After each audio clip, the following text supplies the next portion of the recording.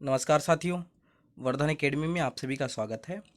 दोस्तों, आज से हम लोग अपने यूट्यूब चैनल पे कुछ ऐसे टॉपिक से संबंधित महत्वपूर्ण प्रश्नों की सीरीज स्टार्ट कर रहे हैं जो कि विभिन्न प्रतियोगी परीक्षाओं की दृष्टि से बहुत ही महत्वपूर्ण है। तो इसी सीरीज के क्रम में पहला आज का हमारा टॉपिक है प्राचीन भारत का इतिहास। तो इसी के साथ आज की वीडियो स्टार्ट करते हैं। आज का हमारा पहला क्वेश्चन है, सिंधु घाटी सभ्यता के लोगों का मुख्य व्यवसाय क्या था? ऑप्शंस है शिकार, कृषि, व्यापार या पशुपालन। इसका राइट आंसर है सी, व्यापार।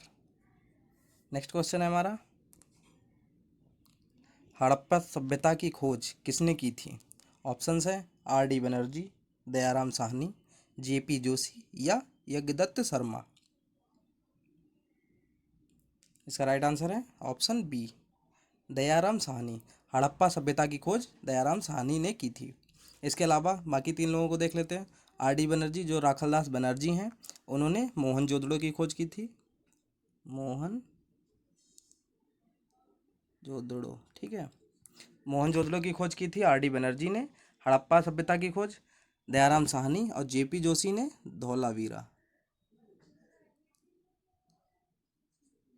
धौलावीरा और यज्ञदत्त शर्मा ने रोपड़ की। ठीक है, तो आर डी बनर्जी ने किसकी की थी? मोहनजोदड़ो। दयाराम साहनी ने हड़प्पा, जेपी जोशी ने धौलावीरा और यज्ञदत्त शर्मा ने रोपड़। नेक्स्ट क्वेश्चन है हमारा, सिंधु सभ्यता का प्रमुख बंदरगाह कौन सा था? ऑप्शंस हैं कालीबंगा, लोथल, मोहनजोदड़ो या रोपड़। इसका राइट आंसर है बी, लोथल। सिंधु सभ्यता का प्रमुख बंदरगाह लोथल था। लोथल के अलावा एक और भी था बंदरगाह। सिंधु सभ्यता का प्रमुख बंदरगाह दो थे, एक लोथल है, दूसरे का नाम है सुतकोदता। सुतकोदता,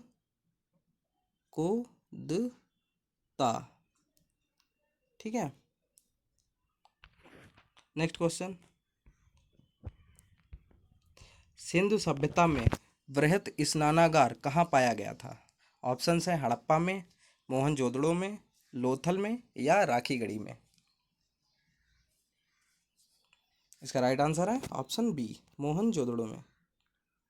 नेक्स्ट क्वेश्चन है हमारा, हड़प्पा काल का तांबे का रथ किस स्थान से प्राप्त हुआ? मतलब हड़प्पा काल में एक तांबे का रथ प्राप्त हुआ था, वो किस स्थान से प्राप्त हुआ था? ऑप्शंस है दैमाबाद, रोपड़, राखीगढ़ी या बड़ावली। इसका राइट आंसर है ऑप्शन ए, दैमाबाद से तांबे का रथ प्राप्त हुआ था। नेक्स्ट क्वेश्चन है, सिंधु घाटी सभ्यता में कुओं के अवशेष किस स्थल के घरों से प्राप्त हुए हैं? ऑप्शंस है मोहनजोदड़ो, लोथल, कालीबंगा या हड़प्पा। इसका राइट आंसर है ए, मोहनजोदड़ो से। कुओं के अवशेष, सिंधु घाटी सभ्यता में कुओं के अवशेष मोहनजोदड़ो से प्राप्त हुए हैं। नेक्स्ट क्वेश्चन है हमारा, क्वेश्चन नंबर 7, हड़प्पा सभ्यता की खोज किस वर्ष हुई थी? इसके ऑप्शंस हैं 1921 ईस्वी, 1942 ईस्वी, 1901 ईस्वी या 1935 ईस्वी। इसका राइट आंसर है ऑप्शन ए, 1921 ईस्वी में हड़प्पा सभ्यता की खोज हुई थी।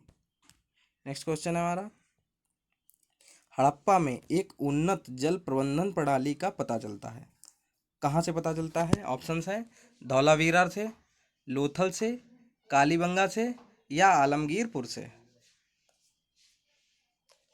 इसका राइट आंसर है ऑप्शन ए, धौलावीरा से। धौलावीरा से उन्नत जल प्रबंधन प्रणाली का पता चलता है। नेक्स्ट क्वेश्चन है हमारा, क्वेश्चन नंबर 9, मोहनजोदड़ो का स्थानीय नाम है? ऑप्शंस हैं मृतकों का टीला, दासों का टीला, जीवों का टीला या कंकालों का टीला। इसका राइट आंसर है ऑप्शन ए, मृतकों का टीला। मोहनजोदड़ो को मृतकों का टीला कहा जाता था। नेक्स्ट क्वेश्चन है, आर्य शब्द का शाब्दिक अर्थ है? आर्य जो शब्द है उसका शाब्दिक अर्थ क्या होगा? ऑप्शंस है श्रेष्ठ या कुलीन, वीर या योद्धा, पुरोहित या विद्वान। इसका राइट आंसर है ऑप्शन ए, श्रेष्ठ या कुलीन। नेक्स्ट क्वेश्चन है हमारा, क्वेश्चन नंबर 11, वैदिक गणित का महत्वपूर्ण अंग है। ऑप्शन है शतपथ ब्राह्मण, अथर्ववेद, शुल्ब सूत्र या उपनिषद। इसका राइट आंसर है ऑप्शन सी, शुल्ब सूत्र। नेक्स्ट क्वेश्चन है हमारा, भारतीय संगीत का आदि ग्रंथ या जनक किसे कहा जाता है। ऑप्शंस है ऋग्वेद, यजुर्वेद, सामवेद या अथर्ववेद। इसका राइट आंसर है ऑप्शन सी, सामवेद। सामवेद को भारतीय संगीत का आदि ग्रंथ या जनक कहा जाता है। नेक्स्ट क्वेश्चन है हमारा, किस वेद में जादुई माया और वशीकरण का वर्णन है। ऑप्शंस हैं इसके ऋग्वेद, यजुर्वेद, सामवेद या अथर्ववेद।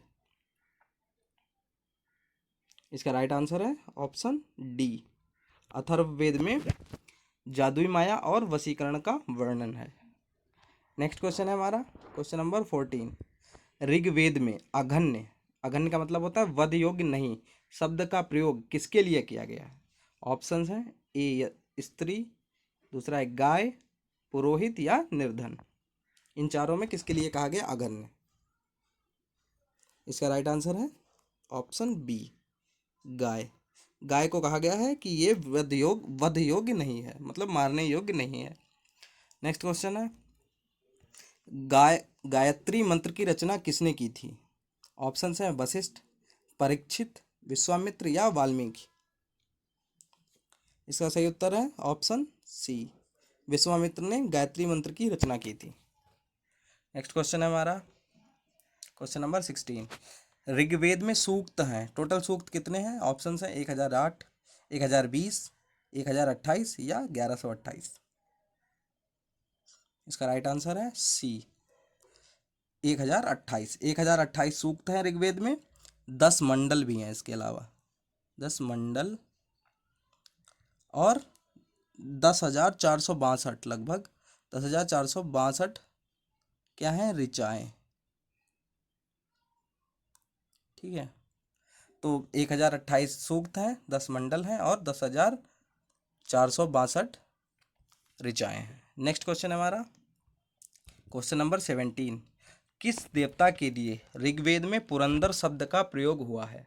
ऑप्शंस हैं इंद्र देवता, वरुण देवता, अग्नि देवता या सोम देवता। इसका सही उत्तर है ऑप्शन ए, इंद्र देवता। इंद्र देवता के लिए पुरंदर शब्द का प्रयोग किया गया है ऋग्वेद में। नेक्स्ट क्वेश्चन है हमारा, अस्तोमा सदगमय कहाँ से लिया गया है। ऑप्शंस हैं ऋग्वेद से, यजुर्वेद से, सामवेद से या अथर्ववेद से। इसका राइट आंसर है ऑप्शन ए, ऋग्वेद से। नेक्स्ट क्वेश्चन है हमारा, आरंभिक वैदिक साहित्य में सर्वाधिक वर्णित नदी है। ऑप्शन है शतुद्री, सिंधु, गंगा या सरस्वती। इसका राइट आंसर है ऑप्शन बी, सिंधु। आरंभिक वैदिक साहित्य में सर्वाधिक वर्णित नदी कौन सी है, सिंधु। मतलब इसमें दो क्वेश्चन आते हैं इस तरीके से कि इसमें लोग कंफ्यूज भी बहुत हो जाते हैं, क्योंकि वैदिक साहित्य में जो सर्वाधिक वर्णित, मतलब वैदिक साहित्य में सर्वाधिक जिसका वर्णन हुआ है वो नदी है सिंधु, और जो सबसे पवित्र मानी गई है उसका नाम है सरस्वती। इसलिए अगर पूछा जाए सर्वाधिक पवित्र तो सरस्वती हो जाएगी, और सर्वाधिक वर्णित तो सिंधु। नेक्स्ट क्वेश्चन है हमारा, प्राचीनतम व्याकरण अष्टाध्यायी के रचनाकार हैं। ऑप्शन हैं कपिल, पाणिनि, गौतम और पतंजलि। हमारा इसका राइट आंसर है ऑप्शन बी, पाणिनि। पाणिनि ने अष्टाध्यायी की रचना की थी। नेक्स्ट क्वेश्चन है हमारा, किस शासक ने गंगा एवं सोन नदियों के संगम पर पाटलिपुत्र नामक नगर की स्थापना की। ऑप्शंस हैं अजातशत्रु, अशोक, उदयन, घनानंद। इसका राइट आंसर है उदयन ने पाटलिपुत्र नामक नगर की स्थापना की थी सोन तथा गंगा की नदियों पर। नेक्स्ट क्वेश्चन है हमारा, उज्जैन का प्राचीन नाम था। ऑप्शंस है अवंतिका, तक्षशिला, धान्यकटक या कान्यकुब्ज। इसमें पूछा गया उज्जैन को प्राचीन समय में क्या कहा जाता था। इसका राइट आंसर है ऑप्शन ए, अवंतिका। नेक्स्ट क्वेश्चन है हमारा, मगध की प्रथम राजधानी कौन सी थी? ऑप्शंस हैं पाटलिपुत्र, वैशाली, गिरिव्रज या राजगिरी या चंपा। इसका जो राइट आंसर है ऑप्शन सी, गिरिव्रज या राजगिरी मगध की प्रथम राजधानी थी। नेक्स्ट क्वेश्चन है हमारा क्वेश्चन नंबर 24। किस शासक द्वारा सर्वप्रथम पाटलिपुत्र को राजधानी के रूप में चयनित किया गया? ऑप्शंस हैं कालाशोक, अजातशत्रु, अशोक या उदयन। इसका राइट आंसर है ऑप्शन डी, उदयन। उदयन ने सर्वप्रथम पाटलिपुत्र को राजधानी के रूप में चयनित किया था। नेक्स्ट क्वेश्चन है क्वेश्चन नंबर 25। निम्न में से कौन एक बौद्ध ग्रंथ 16 महाजनपदों का उल्लेख करता है? मतलब इसमें कहा गया जो 16 महाजनपद हैं उनका उल्लेख कौन सा बौद्ध ग्रंथ करता है? ऑप्शंस हैं अंगुत्तर निकाय, खुद्दक निकाय, मध्यम निकाय या दीघ निकाय। इसका राइट आंसर है ए, अंगुत्तर निकाय। अंगुत्तर निकाय में 16 महाजनपदों का उल्लेख मिलता है। नेक्स्ट क्वेश्चन है त्रिपिटक किसका धर्म ग्रंथ है? ऑप्शंस है जी सिखों का, जैनों का, बौद्धों का या पारसियों का। इसका राइट आंसर है सी, बौद्धों का। त्रिपिटक जो है वो बौद्धों का धार्मिक ग्रंथ है। नेक्स्ट क्वेश्चन है किस भाषा का प्रयोग बौद्ध धर्म के प्रचार के लिए किया गया? ऑप्शंस हैं संस्कृत, पाली, प्राकृत या सौरसेनी। इसका राइट आंसर है ऑप्शन बी, पाली। पाली शब्द का प्रयोग बौद्ध धर्म के प्रचार के लिए किया गया था। नेक्स्ट क्वेश्चन है महावीर स्वामी की मृत्यु किस स्थान पर हुई थी? इसके ऑप्शंस हैं पावापुरी, लुम्बिनी, श्रवणबेलगोला या सारनाथ। इसका राइट आंसर है ऑप्शन ए, पावापुरी। पावापुरी में महावीर स्वामी की मृत्यु हुई थी। नेक्स्ट क्वेश्चन है हमारा बौद्ध धर्म ग्रहण करने वाली प्रथम महिला कौन थी? ऑप्शंस हैं यशोधरा, महामाया, प्रजापति गौतमी या चंपा। इसका राइट आंसर है सी, प्रजापति गौतमी। प्रजापति गौतमी ने वह प्रथम महिला थी जिन्होंने बौद्ध धर्म ग्रहण किया था। नेक्स्ट क्वेश्चन है हमारा क्वेश्चन नंबर 30। जातक किसका ग्रंथ है? ऑप्शंस हैं वैष्णव का, शैव का, जैन का या बौद्धों का। जातक किसका ग्रंथ है? इसका राइट आंसर है ऑप्शन डी, बौद्धों का। नेक्स्ट क्वेश्चन है हमारा सारनाथ में दिया गया बुद्ध का प्रथम प्रवचन कहलाता है? ऑप्शंस है महाभिनिष्क्रमण, महापरिनिर्वाण, महामस्तकाभिषेक या धर्मचक्र प्रवर्तन। इसका राइट आंसर है जो उनका बुद्ध का प्रथम प्रवचन है वो कहलाता है ऑप्शन डी है, धर्मचक्र प्रवर्तन। इसके अलावा जो महाभिनिष्क्रमण है वह उन्होंने जब गृह त्याग किया था उसको कहा गया महाभिनिष्क्रमण, और जो महापरिनिर्वाण है वो उनकी मृत्यु को कहा गया। ठीक है। नेक्स्ट क्वेश्चन है किसे एशिया की रोशनी द लाइट ऑफ एशिया कहा जाता है? ऑप्शंस है महात्मा गांधी को, गौतम बुद्ध को, महावीर स्वामी को या माओत्से तुंग को। इसका राइट आंसर है ऑप्शन बी, गौतम बुद्ध को द लाइट ऑफ एशिया या एशिया की रोशनी कहा जाता है। नेक्स्ट क्वेश्चन है जैन परंपरा के अनुसार महावीर स्वामी कौन से तीर्थंकर थे? पहले, 10वें, 18वें या 24वें। इसका राइट आंसर है 24वें। मतलब जैन परंपरा के अनुसार महावीर स्वामी 24वें तीर्थंकर थे और यही लास्ट मतलब आखिरी तीर्थंकर भी महावीर स्वामी ही थे। पहले पहले कौन थे? पहले थे ऋषभदेव।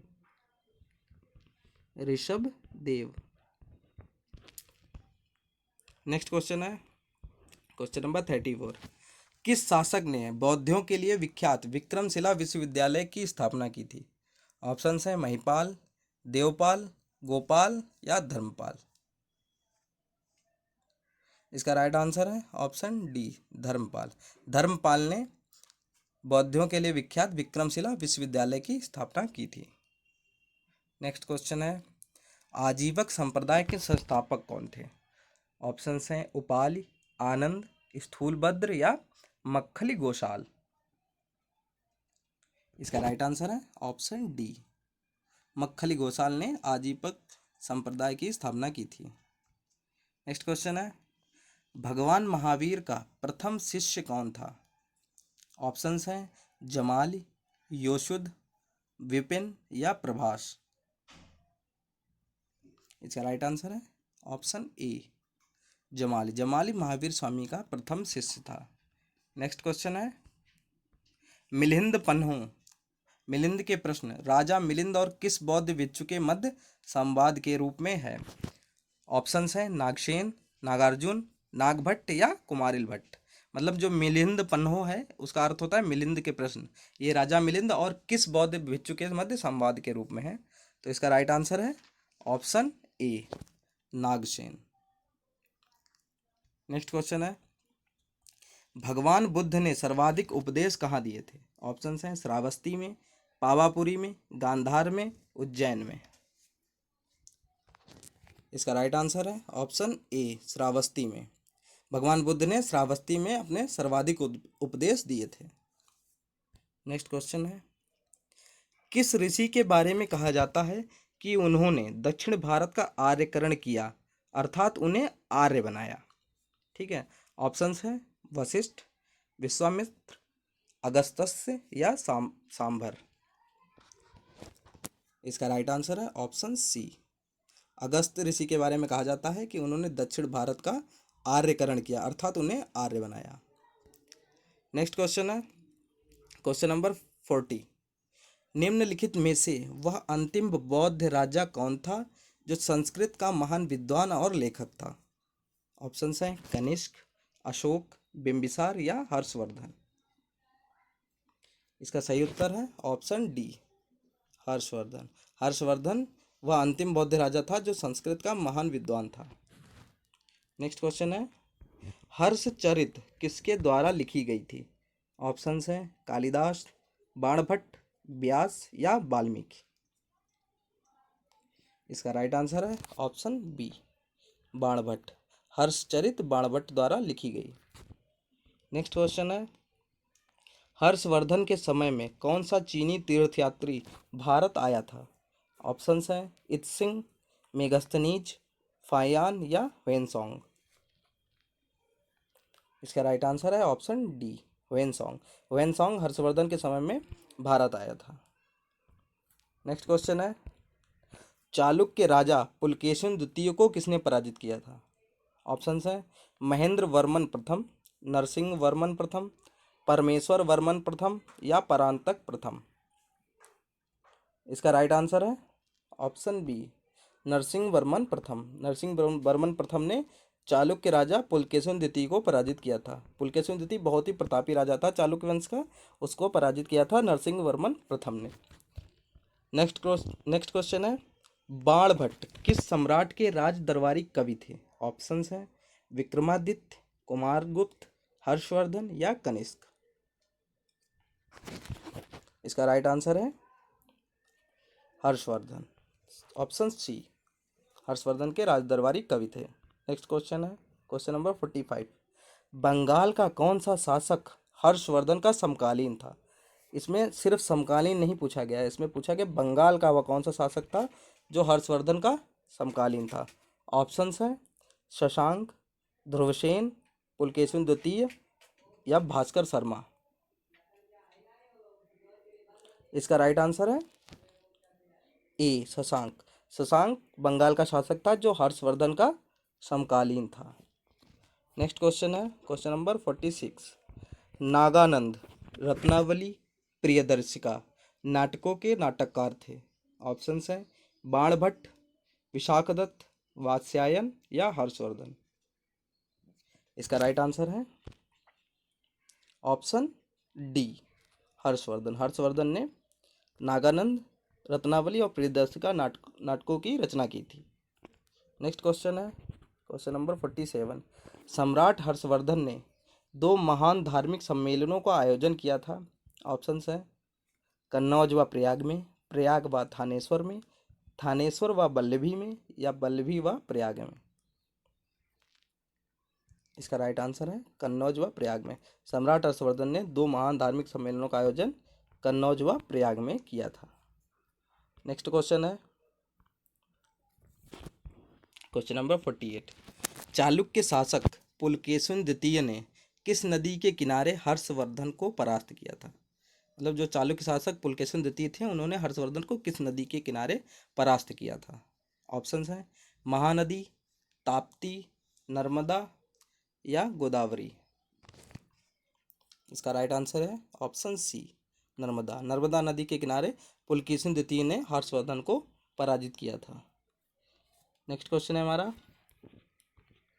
शून्य की खोज किसने की थी? ऑप्शंस है वराहमिहिर, आर्यभट्ट, भास्कर या इनमें से कोई नहीं।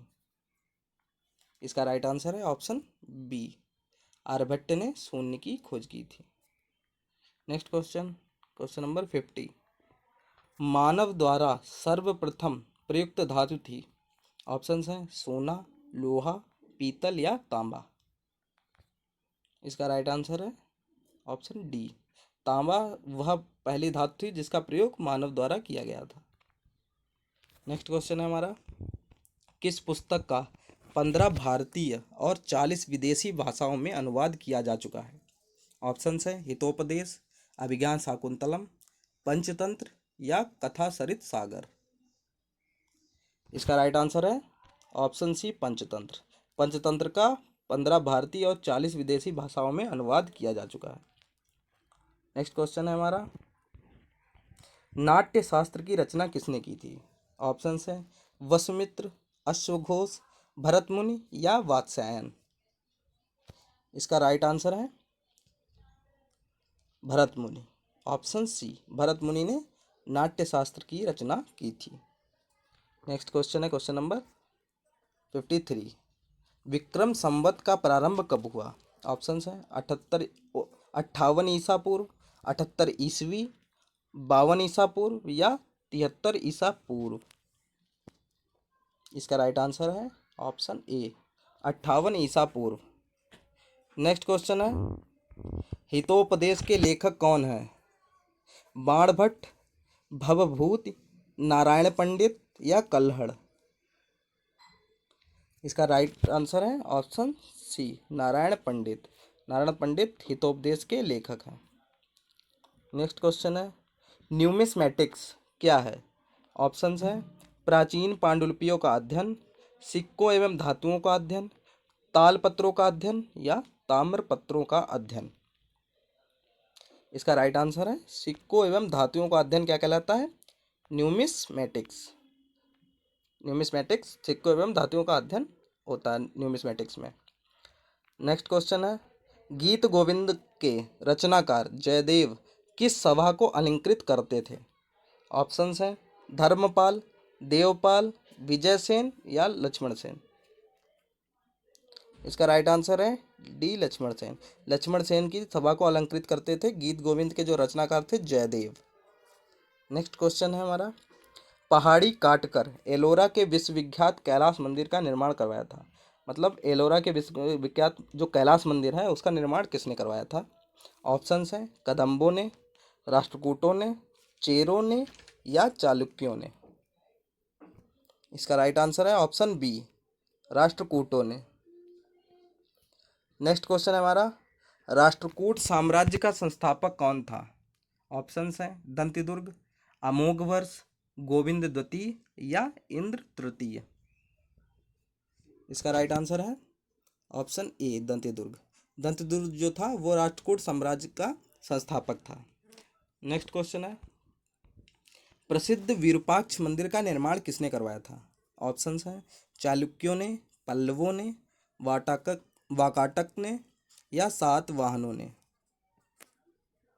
इसका राइट आंसर है ऑप्शन ए, चालुक्यों ने विरूपाक्ष मंदिर का निर्माण करवाया था। नेक्स्ट क्वेश्चन है, महाबलीपुरम जो एक प्रसिद्ध नगर है यह कला में किन शासकों की रुचि को दर्शाता है? ऑप्शंस हैं पल्लवों की, चेरों की, पांड्यों की या चालुक्यों की। जो महाबलीपुरम है जो प्रसिद्ध नगर है वो किसकी कला को प्रदर्शित करता है? तो इसका राइट आंसर है ऑप्शन ए, पल्लवों की। पल्लवों की कला या कला कला में किन शासकों की रुचि को दर्शाता है? तो पल्लवों की रुचि को दर्शाता है महाबलीपुरम। इसी के साथ ये आज के हमारे सारे क्वेश्चंस समाप्त हो गए हैं।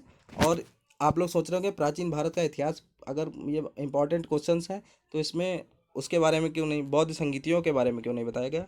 इन बौद्ध संगीतियों को हमने क्वेश्चंस के रूप में नहीं, यहाँ पे 4 जो प्रमुख बौद्ध संगीतियाँ हैं उनके बारे में जो चीज़ें पूछी जाती, जो पॉइंट्स पूछे जाते हैं उनके बारे में यहाँ पे जानकारी दे दी है।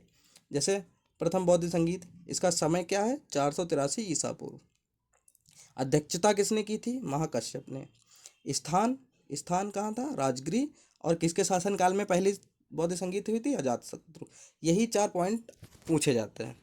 नेक्स्ट है द्वितीय बौद्ध संगीत। इसमें देख लीजिए समय इसका क्या है?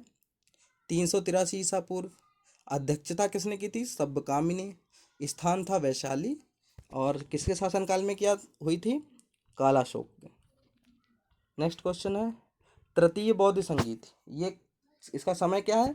250 ईसा पूर्व लगभग, ठीक है। अध्यक्षता किसने की थी? मोगालीपुत्र तिस्स ने। स्थान था पाटलिपुत्र। और शासनकाल किसका था? अशोक का।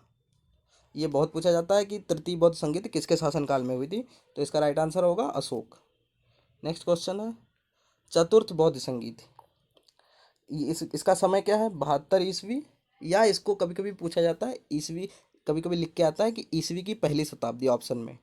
तो समय इसका हो गया 72 ईस्वी या ईस्वी की पहली शताब्दी। अध्यक्षता किसने की थी? अश्वघोष व वसुमित्र ने। स्थान था कुंडलवन जो कि कश्मीर में स्थित है।